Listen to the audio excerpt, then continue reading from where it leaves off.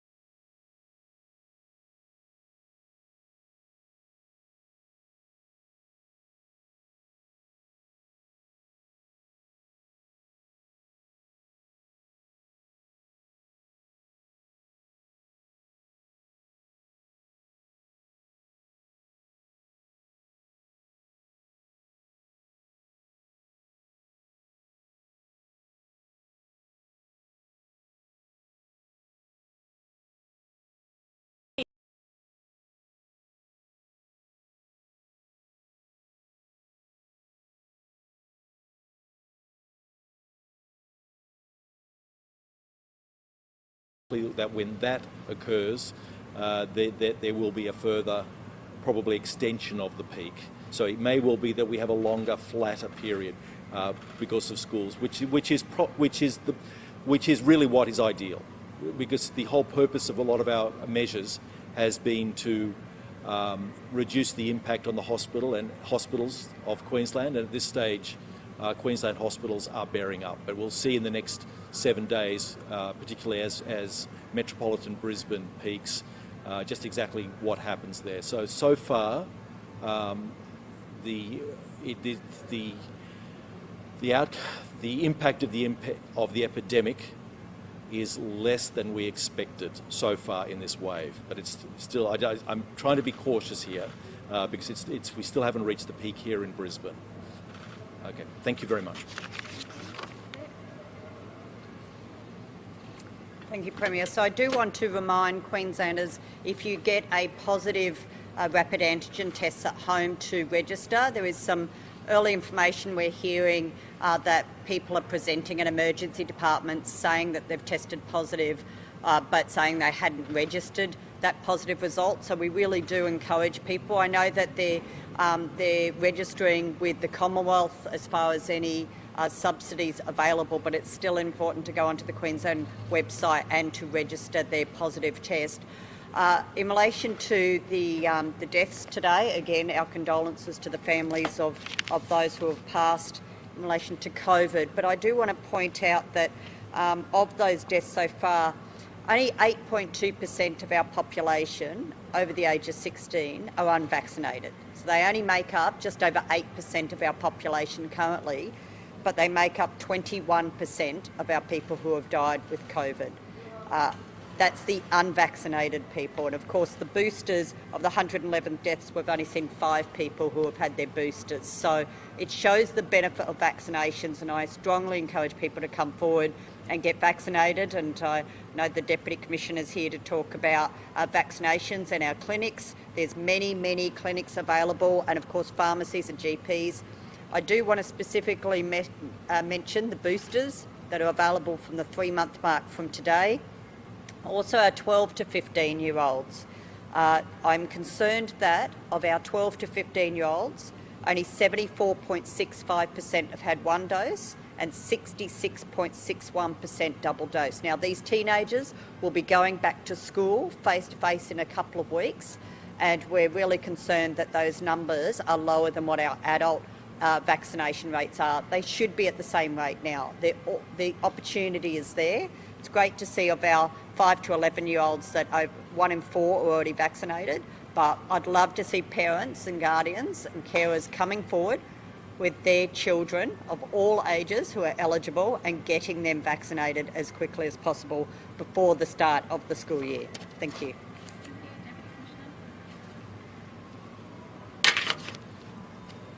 Good morning. As both the Premier and the Minister have indicated, today is booster day. So anyone where it's been now 3 months since your second dose is eligible to come forward and get their booster today.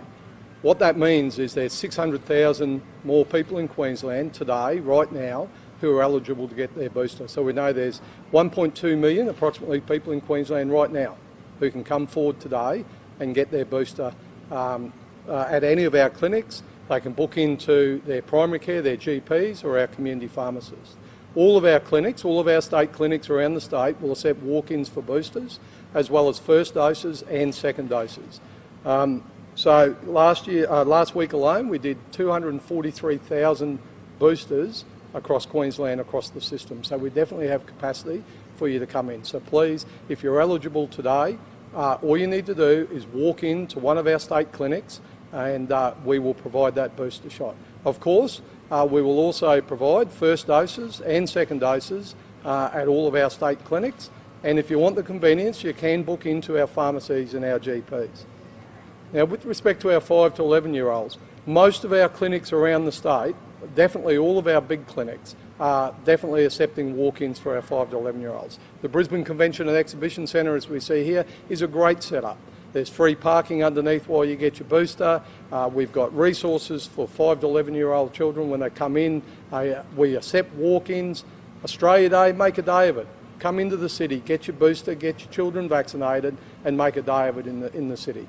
And that's the same across all of our big clinics. Cairns Convention Centre, Broadbeach Clinic, Coomera Clinic, Logan Entertainment Centre, Rockhampton, Townsville, Mackay, Mount Isa. All those clinics are accepting walk-ins for our 5 to 11-year-olds. And we particularly want to focus on the next 2 weeks before those kids go back to school. We have capacity, we have staff, we have vaccines. So I ask all parents, please, make it as one of your go back to school to-do list to come out and get your kids vaccinated.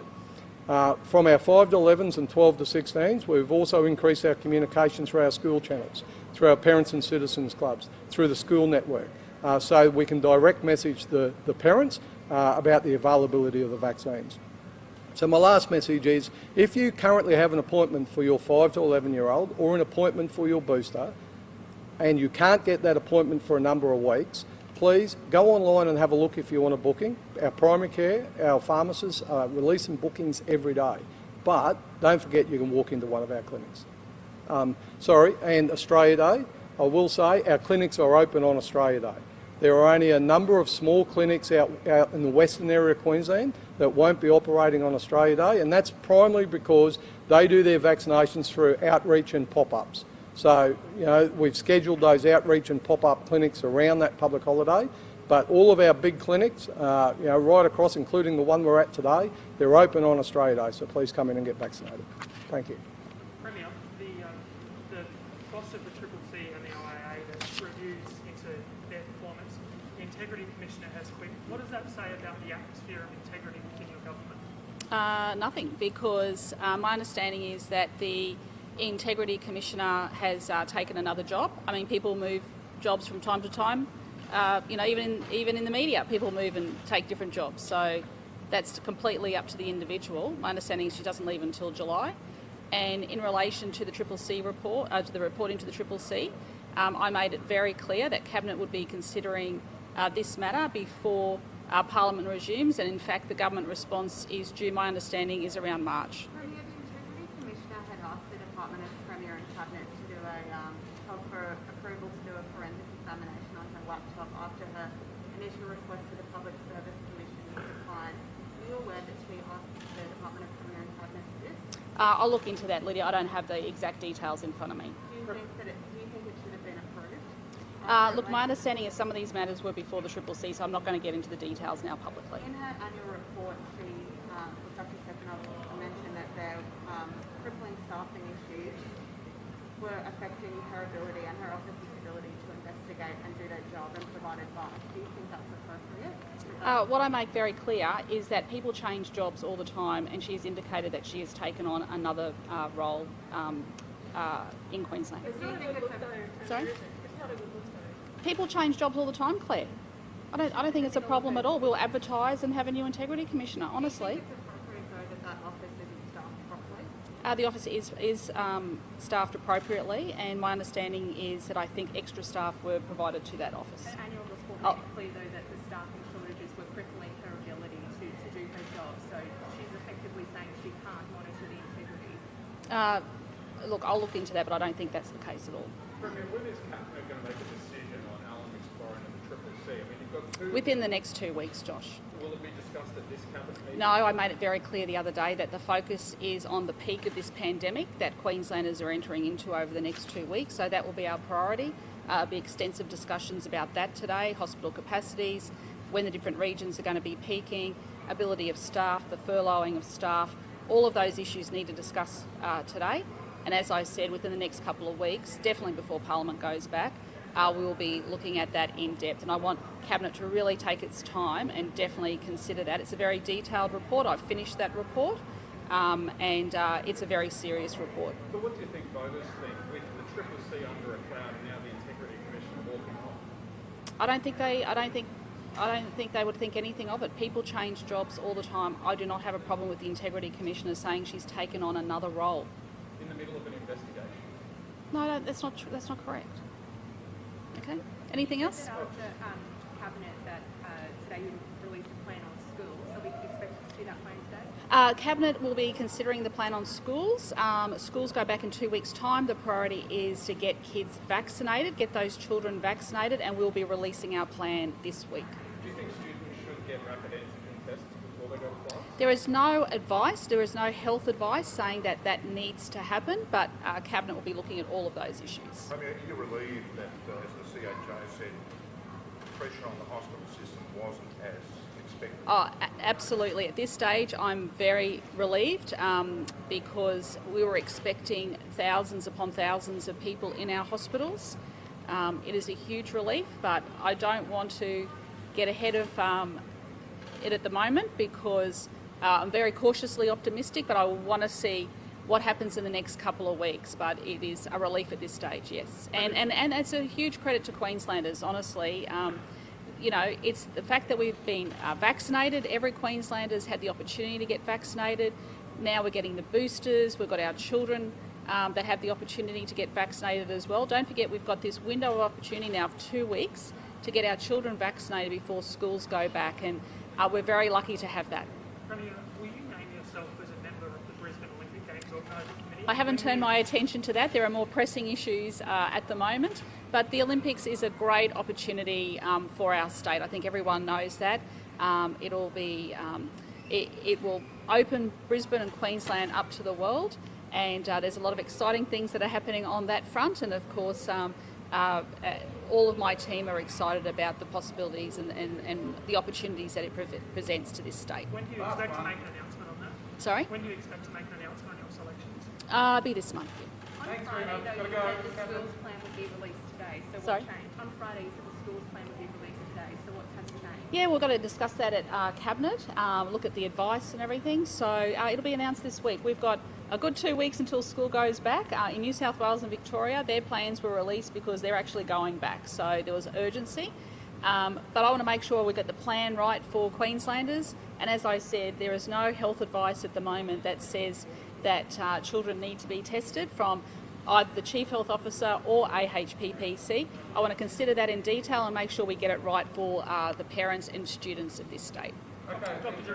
Gerard, sorry, can I ask you a quick question? Yeah, just a quick question there. We've got Cabinet. You've talked about the peak coming, but then a significant flatline subside. But what can Queenslanders expect once we do reach that peak in terms of community transmission and hospitalisations? Well, I think what we believe the peak will probably occur, the average peak will occur in Queensland sometime next week, particularly in metropolitan Brisbane. But it won't be even across the state. So different regions will have their peaks at different times. So I'm really talking mostly about southeast Queensland. Cairns seems to be on the same trajectory, and different regions will have different peaks at different times. There will be pressure. I really must emphasise there's likely to be pressure on the hospitals in metropolitan Brisbane this coming week, as there has been, particularly in Gold Coast University Hospital and Robina Hospital in the last week. So there will be pressure there, but they managed it and they're fine. So I think we can expect the same thing coming into this week, and then it'll probably taper off slowly. It appears that the peak is not as steep as they've seen in other states, in New South Wales or Victoria.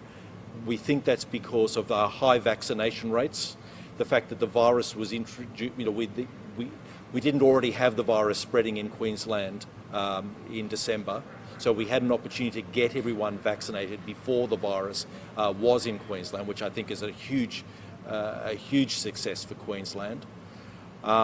And also the behaviour of Queenslanders. I think the Queenslanders' behaviour has slowed this peak somewhat because they're heeding the warning. So we're not getting a very tall peak. It would appear. But the next 7 days will be particularly important here in metropolitan Brisbane. What on vaccinating the primary school age children, 27% today, what sort of percentage do you want to see before school returns? Well, I'd like to see as many as possible. There's plenty of opportunity for children to get vaccinated over the next 2 weeks. Will it still be safe for them to go to school if there's only like a third of kids vaccinated? It will be safe. I mean, the virus will spread in schools. When the schools open, that will happen, and most children will be fine. Okay, so I mean, the vast majority of children who acquire this virus, they have a mild illness. Just with that message, you've always been not understudying or dismissive of the threat, but tried to be realistic. You've said the vast majority of people's symptoms will be mild or non-existent.